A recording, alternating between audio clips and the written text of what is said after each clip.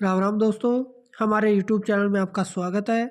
आज हम इस वीडियो में हम आपके लिए राजस्थान जीके के कुछ महत्वपूर्ण प्रश्न लेके आए हैं जो आपके राजस्थान चतुर्थ श्रेणी कर्मचारी भर्ती की दृष्टि से बहुत ही महत्वपूर्ण है।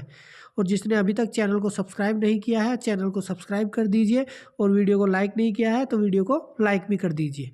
तो पहला प्रश्न देखिए, राजस्थान के किस क्षेत्र में अनुप्रस्थ बालू का स्तूप मिलते हैं?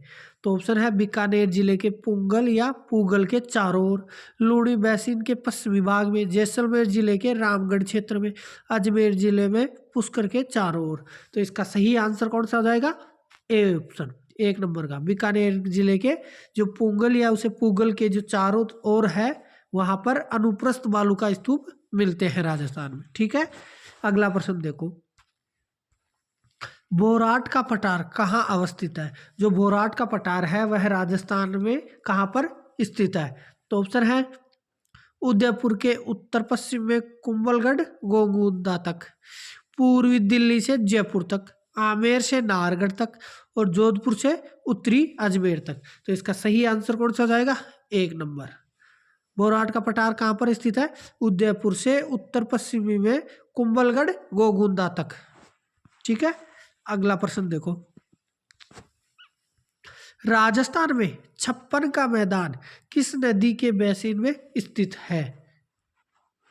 ठीक है, कि जो राजस्थान में छप्पन का मैदान स्थित है वह दक्षिणी भाग क्षेत्र में स्थित है।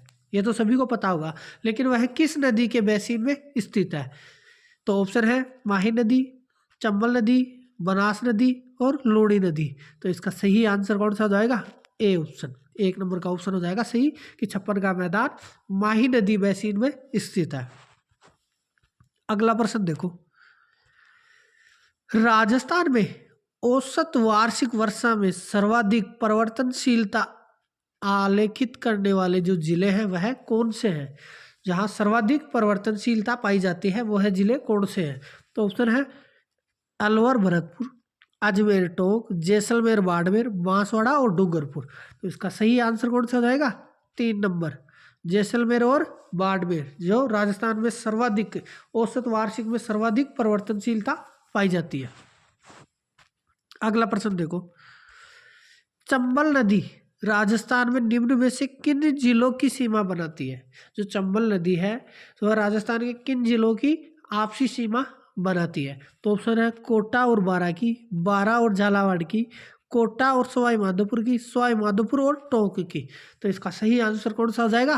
3 नंबर, कोटा और सवाई माधोपुर की सीमा बनाती है कौन सी नदी? चंबल नदी। और चंबल नदी राजस्थान और एमपी की सीमा भी बनाती है।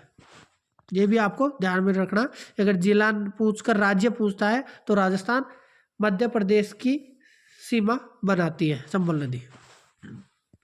अगला प्रश्न देखो, नक्की झील कहाँ पर स्थित है? जो नक्की झील है वह राजस्थान में कहाँ पर स्थित है? ऑप्शन है उदयपुर, माउंट आबू, जोधपुर और अजमेर। तो इसका सही आंसर कौन सा हो जाएगा? माउंट आबू। और माउंट आबू राजस्थान में कहाँ है? सिरोही क्षेत्र में।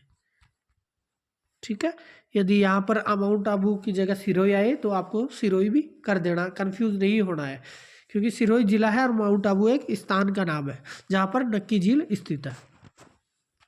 अगला प्रश्न देखो, काली मृदा पाई जाती है, जो काली मृदा है वह राजस्थान में कहाँ पर पाई जाती है?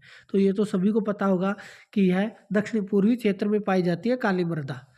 तो ऑप्शन देखिए, बारां, झालावाड़, कोटा में, जैसलमेर, बाड़मेर, जोधपुर में, टोंक, धौलपुर, अलवर में, बीकानेर, उदयपुर और सिरोही में। तो इसका सही आंसर कौन सा हो जाएगा? 1 नंबर, बारां, झालावाड़ और कोटा में काली मृदा पाई जाती है। अगला प्रश्न देखो, मक्का राजस्थान के मुख्यतः कौन से भाग में उत्पादित किया जाता है? जो राजस्थान में मक्का का उत्पादन होता है वह राजस्थान के किस भाग में सर्वाधिक या अधिक उत्पादित होता है? तो ऑप्शन है दक्षिणी पश्चिमी क्षेत्र में, उत्तरी क्षेत्र में, दक्षिण एवं दक्षिणी पूर्वी क्षेत्र में, उत्तरी और पश्चिमी क्षेत्र में। तो इसका सही आंसर कौन सा हो जाएगा? 3 नंबर, दक्षिण और दक्षिण पूर्वी क्षेत्र में मक्का का मुख्यतः उत्पादन होता है। अगला प्रश्न देखो, किस खनिज से सीमेंट, चादरें, टाइलें, फिल्टर्स, बॉयलर्स तथा अन्य ताप निरोधक वस्तुओं का निर्माण किया जाता है? तो है कौन सा खनिज है? तो ऑप्शन है फेल्सपार, डोलोमाइट, एस्बेस्टोस और वोलेस्टोनाइट। तो इसका सही आंसर कौन सा हो जाएगा?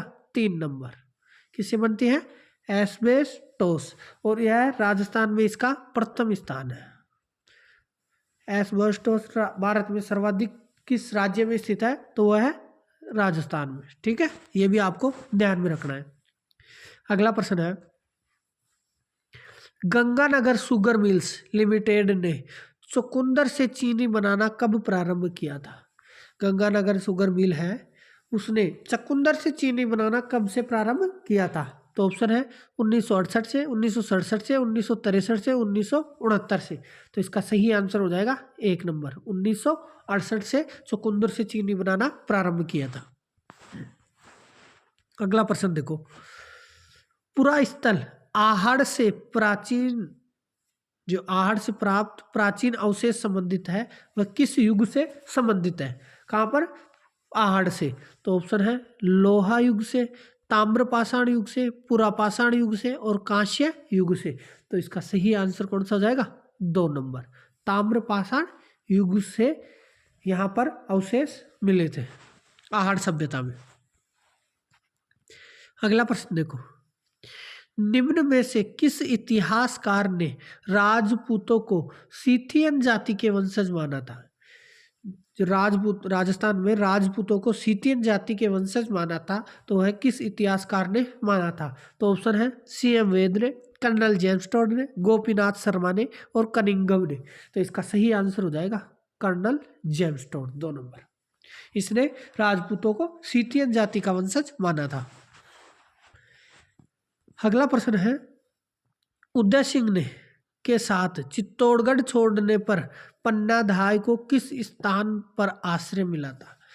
जब उदय सिंह के साथ चित्तौड़गढ़ छोड़ने पर पन्नाधाय ने जो स्थान आश्रय मिला था वह राजस्थान में कहाँ पर मिला था? तो ऑप्शन है दिलवाड़ा, डूंगरपुर, कुंभलगढ़ और देवलिया। तो इसका सही आंसर कौन सा जाएगा? 3 नंबर, कहाँ पर? कुंभलगढ़ में। अगला प्रश्न है, निम्न में से किसने कोटा किले का निर्माण करवाया था? जो कोटा किला है, कोटा में स्थित है, उसका निर्माण किसने करवाया था? ऑप्शन है देवाहाड़ा ने, समर सिंह हाड़ा ने, जेत्र सिंह हाड़ा ने और राव सुरजन हाड़ा ने। तो इसका सही आंसर हो जाएगा 3 नंबर, जेत्र सिंह हाड़ा ने कोटा किले का निर्माण करवाया था। अगला प्रश्न है, कंपनी अधिकारी जिसकी 1857 की क्रांति के दौरान कोटा में हत्या की गई थी, जो 1857 की क्रांति हुई थी उस समय जो कोटा का कंपनी अधिकारी था जिसका कोटा में ही हत्या कर दी गई थी, तो वह अधिकारी कौन था? तो ऑप्शन है colonel Abbott, colonel Sawyers, major Burton और कैप्टन मैकमसन। तो इसका सही आंसर कौन सा हो जाएगा? 3 नंबर, मेजर बर्टन। अगला प्रश्न है, भवानी सहाय शर्मा राजस्थान के स्वतंत्रता सेनानी संबंधित थे। जो भवानी सहाय शर्मा है वह राजस्थान के स्वतंत्रता सेनानी थे, तो वह किस रियासत या किस जिले से संबंधित थे? तो ऑप्शन है अलवर से, जयपुर से, भरतपुर से और दौसा से। तो इसका सही आंसर कौन सा हो जाएगा? 1 नंबर, किस क्षेत्र से संबंधित है? अलवर से। अगला प्रश्न देखो, सीताराम साधु राजस्थान के किस किसान आंदोलन से संबंधित है? जो सीताराम साधु है वह राजस्थान के किस किसान आंदोलन से संबंधित थे? तो ऑप्शन है शेखावटी आंदोलन से, हाड़ौती के किसान आंदोलन से, नीमू चाणा आंदोलन से और बिजोलिया आंदोलन से। तो इसका सही आंसर कौन सा हो जाएगा? 4 नंबर, बिजोलिया किसान आंदोलन से संबंधित है सीताराम साधु। अगला प्रश्न देखो, किसके प्रस्ताव पर मत्स्य संघ नाम रखा गया था? जो मत्स्य संघ है वह राजस्थान कितने चरणों में एकीकरण हुआ था? 7 चरणों में। कब हुआ पूर्ण? 1 नवंबर 1956। उनमें से 7 चरण थे, तो 7 चरणों में पहला चरण था मत्स्य संघ। कौन सा था? मत्स्य संघ। तो उसका नाम जो किसके प्रस्ताव पर रखा गया था अपने को ये बताना है, ठीक है। तो ऑप्शन है सरदार पटेल, हीरालाल शास्त्री, के.एम. मुंशी और जमनालाल बजाज। तो इसका सही आंसर कौन सा हो जाएगा? 3 नंबर, के.एम. मुंशी के प्रस्ताव पर पहला चरण था, उसका नाम मत्स्य संघ रखा गया था। और मत्स्य संघ में कौन कौन से जिले थे? अलवर, भरतपुर, करौली और धौलपुर, ये 4 जिले इसमें थे। अगला प्रश्न देखो, राजस्थान के क्रमबद्ध इतिहास लेखन के प्रथम इतिहासकार कौन है?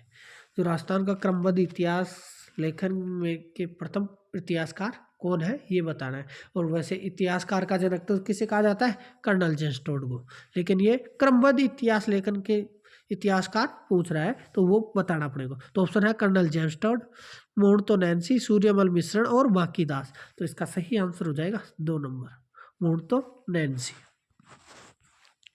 अगला प्रश्न है, जोधपुर के कौन से शासक अपनी रियासत को एक स्वतंत्र इकाई रखना चाहते थे? ऐसा कौन सा शासक था जोधपुर का जिसने अपनी इकाई को स्वतंत्र रखना चाहते थे? तो ऑप्शन है महाराजा हनुमंत सिंह, महाराजा उमेद सिंह, महाराजा भीम सिंह और महाराजा भोपाल सिंह। तो इसका सही आंसर कौन सा हो जाएगा? 1 नंबर, महाराजा हनुमंत सिंह जोधपुर को अपनी रियासत को स्वतंत्र रखना चाहते थे। ठीक, यदि वीडियो पसंद आया हो तो वीडियो को लाइक करिए, ज़्यादा से ज़्यादा शेयर करना, और जिसने अभी तक चैनल को सब्सक्राइब नहीं किया है तो चैनल को सब्सक्राइब कर लीजिए। और जो भी आपका कोई दोस्त चतुर्थ श्रेणी की एग्ज़ाम की तैयारी कर रहा है उसको आप ये वीडियो शेयर करो, ताकि वो भी अपना आकलन कर सके कि हम किस प्रकार से पढ़ाई करें, किस प्रकार के प्रश्न आते हैं। तो वो इसी आधार पर हम ये आपके लिए रोज़ प्रश्न लेके आते हैं, तो आप रोज़ अपनी क्लास देखिए, ठीक है। फिर मिलते हैं आपसे अगले वीडियो में, तब तक के लिए जय हिंद, जय भारत, जय राजस्थान।